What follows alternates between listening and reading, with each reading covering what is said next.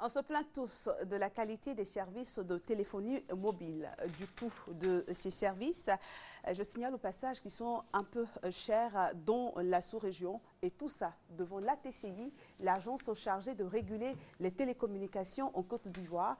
C'est aussi cette agence qui a piloté l'opération d'identification des abonnés de téléphonie mobile. Et comme je vous le disais au début de ce journal, M. Bilé Diemeleou, directeur général de l'ATCI, est notre invité. Bonjour M. Diemeleou. Bonjour. Bienvenue sur notre plateau. Je suis sûre que vous êtes également concerné par les problèmes de qualité au niveau des réseaux. Tout à fait, je suis ivoirien, je réside en Côte d'Ivoire, donc je suis concerné par les problèmes que tous les Ivoiriens vivent. Et avant d'ouvrir le débat, on va suivre cet élément de Lassine Ouattara, notre spécialiste en TIC. Il fait un peu l'état des lieux de la téléphonie mobile en Côte d'Ivoire et tout le monde, je le disais, ils sont pleins. Regarde. Coupure au coup d'appel, interférences fréquentes, échec d'appel, SMS reçus en retard ou connexion Internet vacillante, c'est le quotidien des abonnés ivoiriens au service de télécommunications. Ici, moi, je suis à la Tour D. Nous avons des problèmes de réseau. D'après un technicien la dernière fois, il y a un conflit entre les différents réseaux. Si bien qu'à partir du 20e étage jusqu'au 28e, on a des difficultés pour rentrer en contact ou bien pour recevoir. Souvent, on a beaucoup de problèmes de réseau, surtout pendant les fêtes. Et même à l'intérieur du pays, on n'arrive pas à joindre vraiment nos parents quand il y a des difficultés.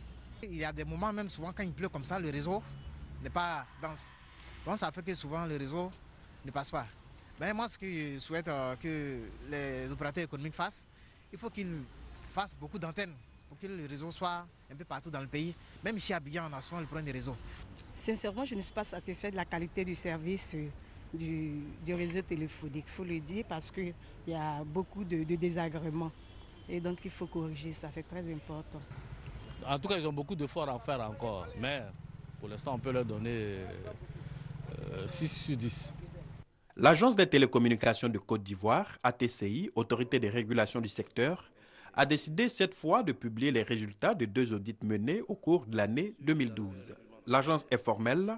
Aucun des opérateurs ne respecte les prescriptions du cahier des charges. Pour arriver à ces résultats, les mesures ont été effectuées sur la qualité en situation de mobilité ou de conduite, dans les grandes villes et sur les grands axes, ainsi qu'à l'intérieur des bâtiments. L'accessibilité et la qualité des services de données pour l'Internet mobile et la conformité des installations ont aussi fait l'objet de contrôles. Les opérateurs ont été appelés à améliorer la qualité de leurs services sous peine de sanctions pouvant aller jusqu'à 3% de leur chiffre d'affaires. Alors, le constat, c'est un constat général. Les services de téléphonie mobile sont de mauvaise qualité. On a vu l'élément. On est tenté de se demander que fait l'ATCI. D'abord, l'ATCI veille au bon fonctionnement du réseau. Nous ne restons pas muets.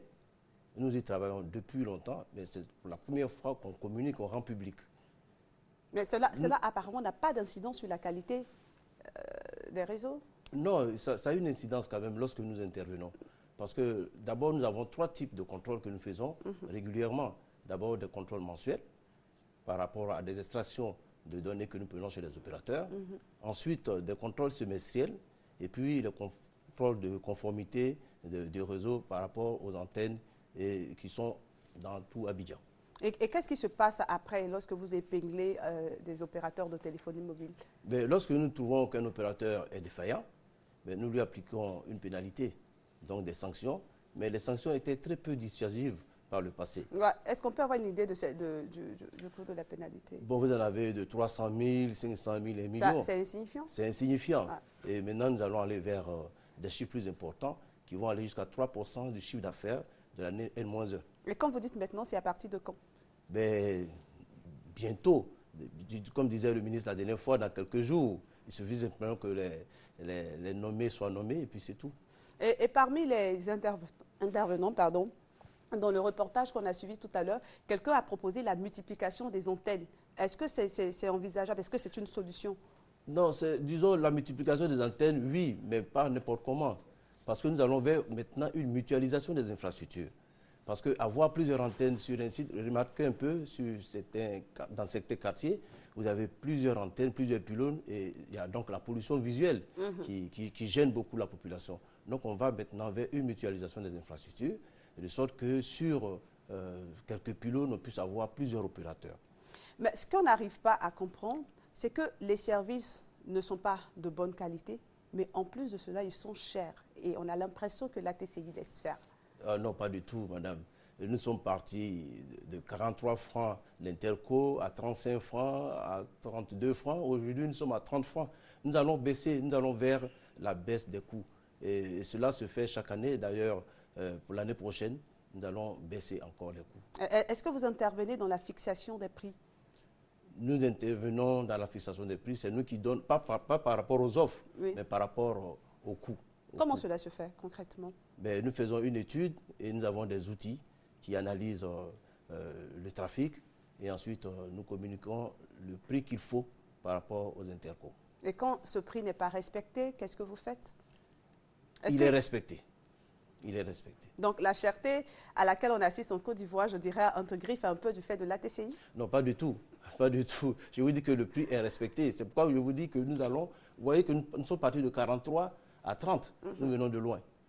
Dans d'autres pays, vous avez fait du benchmark. Dans d'autres pays, c'est plus bas que cela. Bien sûr. Ça dépend aussi du coût de leurs intrants. Donc, comment ils achètent leurs équipements, qu'est-ce qu'ils ont investi, et tout cela rentre dans la composition du coût à déterminer. Est-ce qu'il y a la possibilité pour les populations de saisir l'ATCI quand elles se sentent lésées, par exemple? Elles ont le droit d'interpeller la TCI, elles ont le droit d'écrire à la TCI pour demander qu'on révise quelque chose ou qu'on revoie des coûts, qu'on revoie la qualité du réseau, ou alors même se plaindre sur un désagrément subi. Nous sommes là pour tout. Je vous disais que nous sommes sur un peu un triangle équilatéral. Où vous avez les trois sommets. Un sommet occupé par l'État, un sommet par l'opérateur et un sommet par le client. Et nous sommes au milieu pour réguler tout ce secteur. Et quel est le sommet prioritaire, justement? D'abord, celui qui ressent, c'est d'abord le client. Le client, il ressent, et lorsqu'il intervient et qu'il se plaint, c'est tout de suite vu. Donc, pour moi, je fais d'abord une première priorité sur le client, et puis bien sûr, celui qui nous a mandaté, l'État, et puis bien sûr aussi l'opérateur qui est chargé et qui doit tout faire pour que, effectivement, la qualité du réseau soit vraiment celle qu'il faut. Alors, dites-nous, monsieur le directeur général, il est de plus en plus question d'autorité des télécommunications en Côte d'Ivoire. Qu'est-ce qui va changer si on passe d'une agence à une autorité dans votre fonctionnement? Bon, vous voyez, tout à l'heure, je vous disais que les sanctions, par le passé, étaient très peu dissuasives. Donc, lorsque vous donnez une sanction à un opérateur, ce n'est pas sûr qu'il puisse apporter la réponse, parce qu'en fin de compte, il préfère payer la pénalité. Alors qu'avec la nouvelle loi, nous avons des pénalités plus fortes. Et en plus, nous avons un côté juridictionnel qui nous est donné, qui nous permet de prendre des sanctions et d'aller vers aussi la justice. Les sanctions, comment?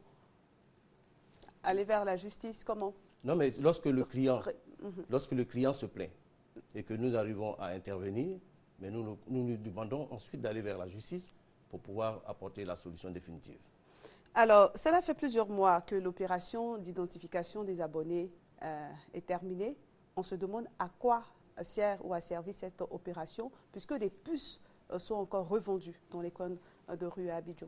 Vous avez raison, les puces, malheureusement, sont encore revendues. C'est un phénomène que nous essayons toujours d'endiguer. Nous essayons toujours d'apporter la réponse, d'apporter la solution. Alors, la première des solutions, c'est nous avons d'abord diminué le nombre de puces. Vous avez vu que nous ne permettons plus aux abonnés d'avoir plus de 3 puces par réseau.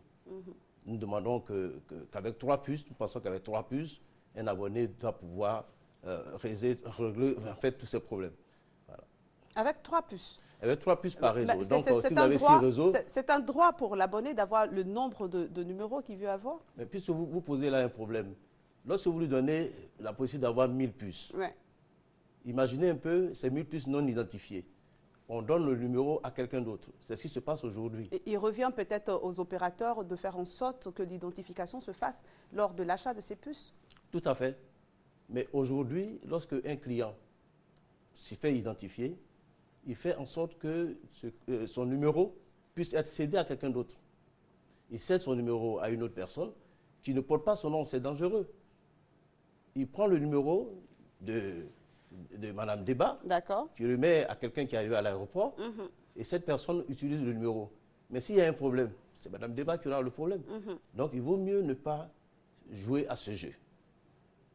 J'invite d'ailleurs tous les revendeurs de puces préactivés de ne pas jouer à ce jeu parce que c'est dangereux pour eux-mêmes. Vous avez parlé tout à l'heure de sanctions au cas où on parle d'autorité. Est-ce que ces sanctions sont applicables également à ces revendeurs, aux populations qui ne respectent pas la règle? Tout à fait. Justement, c'est ça notre rôle aujourd'hui. Vous pouvez, tout le monde n'est pas, vous n'êtes pas tous impunis. On peut punir aussi celui qui joue à ce jeu-là. Donc tout le monde est punissable. Et est-ce qu'on peut avoir justement un bilan de cette opération? Est-ce qu'on peut avoir des chiffres? Oui, aujourd'hui, je peux vous dire qu'au 31 décembre, nous avons eu près de 19 826 837 abonnés enregistrés. Et sur les 19 millions, vous avez environ 17 540 846 abonnés qui ont été identifiés. Qui se sont fait identifier. Il y a encore quand même un petit matelas de 2 281 000 qui restent à se faire identifier. Et en principe, au 31 décembre, selon la communication à laquelle on a assisté, au 31 décembre, les personnes qui ne se sont pas fait identifier ne devraient plus pouvoir communiquer. Pourtant, ce n'est pas le cas. Ah si, madame. Si, madame, c'est ce qui s'est passé. Tout le monde a été supprimé. Tous les 2 millions que vous venez de citer ont été supprimés. Ça se fait par étapes. Pourquoi? Parce que les machines, malheureusement, ne pouvaient pas supporter ce flot de suspension. C'est ce que nous avons vu, nous avons contrôlé. Les opérateurs nous l'ont dit, mais nous avons contrôlé avec les équipements des opérateurs. Cela était un peu plus difficile de suspendre subitement près de 2 millions, de résilier d'ailleurs dans la base près de 2 millions. Et pourtant, c'est ce qui avait été annoncé. C'est ce qui avait été annoncé. Il faut être sur le terrain. C'est après que nous nous sommes rendus compte que c'était un peu plus difficile. Mais à la date d'aujourd'hui, à la date du 9 mars, vous allez voir que le nombre d'abonnés enregistrés a baissé. Au lieu d'avoir 19 826 000 dont je parlais tout à l'heure, vous en avez moins que ça. Vous avez aujourd'hui 19 607 000. Donc il y a une partie qui a été effectivement résiliée. Donc les opérateurs sont en train de nettoyer la base. D'accord. Et on a bien envie de savoir à quoi sert ou servira cette opération d'identification. 19 millions, vous avez dit, aujourd'hui sont identifiés. Qu'est-ce que vous faites avec ces abonnés identifiés? Je pense que d'abord, c'est les opérateurs qui gagnent. Parce qu'aujourd'hui, les opérateurs savent réellement combien de clients ils ont. Donc, il y a les actions marketing qui peuvent suivre. Et puis, bon, ça leur permet de faire plus de rapprochements et que de faire des offres. Que gagnent les identifiés? L'identifié, ben, il sait au moins qu'il est quelqu'un de... Voilà, il est identifié, il a un numéro. Et puis, bon, on peut l'appeler. Il peut aussi se dire que chaque fois qu'il peut avoir un problème, il sait que c'est son numéro qui a eu le problème, mais pas venant d'un autre abonné. Voilà. Et c'est bien de se faire identifier. Est-ce que cette identification vous aide dans la lutte contre la cybercriminalité? Tout à fait. Comment? Tout à fait, parce que lorsque vous appelez pour que vous causez une malversation, mais aujourd'hui, on sait qui est l'auteur. Est-ce qu'aujourd'hui, un cas pratique, aujourd'hui, dans un cybercafé, un brouteur, quelqu'un fait une action, on a la possibilité de retracer aujourd'hui en Côte d'Ivoire, c'est possible? Tout à fait, parce que nous avons quand même, au niveau de l'ATCI déjà, le CICERT, qui est Côte d'Ivoire Computer Emergency Response Team, qui est en partenariat avec la police pour pouvoir traquer tous les cyber-escrocs. Et vous avez le sentiment que cela porte sur le terrain? Oui, bien sûr. Nous savons que nous avons pu déjà faire écrouer 200 cyber-escrocs en Côte d'Ivoire depuis que nous avons commencé cette activité. Dites-nous, monsieur le directeur général de l'ATCI, on entend beaucoup de choses sur l'impact des ondes sur la santé. Est-ce que ces ondes ont réellement un impact sur la santé des populations? Bon, en fait, ce sont des... Non. En fait, c'est au niveau de l'Office de l'Organisation mondiale de la santé que se traite ce problème. Mais nous, au niveau de l'ATCI, nous veillons à ce que les rayonnements non ionisants puissent être ceux qu'il faut pour que la santé ne soit pas atteinte. Et sinon, il y a possibilité que la santé soit atteinte? C'est minime. Je ne pense pas que cela soit atteint. Je vous dis, c'est l'Organisation mondiale de la santé qui en est maîtresse de l'affaire. Mais nous veillons en tant que structure technique. D'accord.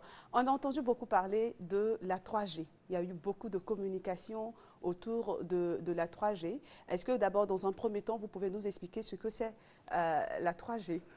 La 3G, c'est du haut débit, du très haut débit sur le mobile. Voilà. Et dans l'utilisation justement de ces 3G, on a des opérateurs qui vont à la 3,75 ou encore plus. Est-ce que c'est légal? Est-ce qu'il ne faut pas se limiter à la 3G? On a bien envie de comprendre si tout ça se fait dans un cadre juridique, réglementaire. Je peux vous dire que c'est plutôt dans un cadre publicitaire. Voilà. Comment? Allez plus loin. Parce qu'en fait, ce ne sont que des évolutions de la 3G. Il y a la 3G.0, la 3G.5, la 3G.775, mais en fin de compte, ce ne sont que des évolutions du matériel. Alors, si un opérateur s'est doté de la 3G75, il va communiquer là-dessus. Effectivement, il fait de la 3G75, mais c'est le même service, avec quelques petites variantes. D'accord. Et on va parler un peu de l'annuaire qui devait contenir l'ensemble des coordonnées, des numéros fixes et tout ça. À quel niveau on se trouve avec cet annuaire? Au niveau de l'annuaire, d'abord, merci d'abord pour cela, parce que depuis qu'il y a eu la nouvelle loi, la TCI est chargée de veiller sur la mise en place d'un annuaire universel. Vous avez connu l'annuaire classique, mais là, c'est l'annuaire universel qui prendra en compte tous les abonnés des réseaux de téléphonie mobile et de la téléphonie fixe et de tous les opérateurs. Mais attention, ne pourra figurer dans l'annuaire que celui qui veut. Ce n'est pas une obligation. C'est volontaire. C'est vraiment de façon volontaire. On vous identifie. Si vous voulez, vous rentrez dans l'annuaire. Si vous ne le voulez pas, vous n'entrez pas dans l'annuaire. Mais je pense qu'il y aura beaucoup d'Ivoiriens qui vont se faire mettre dans l'annuaire pour qu'on puisse les contacter. Mais quels sont justement les avantages d'être dans l'annuaire universel? C'est d'abord pouvoir se faire appeler et pour pouvoir faire du bon business aussi. En tout cas, merci DG pour toutes ces informations. On a eu beaucoup de plaisir à parler avec vous. Et c'est avec vous que ce journal va prendre fin. On aura l'occasion de vous retrouver dans un autre, je dirais, dans un autre cadre. Merci d'être venu sur notre plateau. Et c'est la fin de cette édition. Merci à vous, chers téléspectateurs, de l'avoir suivi. Très bonne suite de programme sur RTI1.